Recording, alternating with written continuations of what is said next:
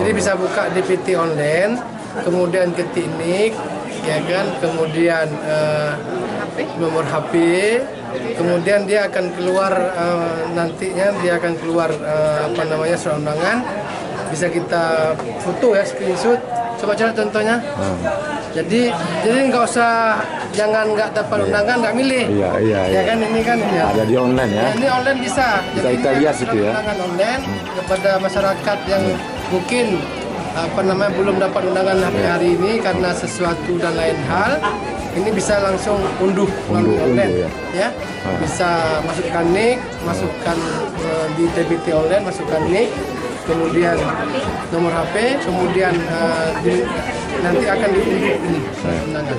Ini penting saya rasa, karena jangan dikira nanti hanya dengan surat undangan yang dikasih sama penyelenggara aja, sama PPS saja, tapi juga bisa.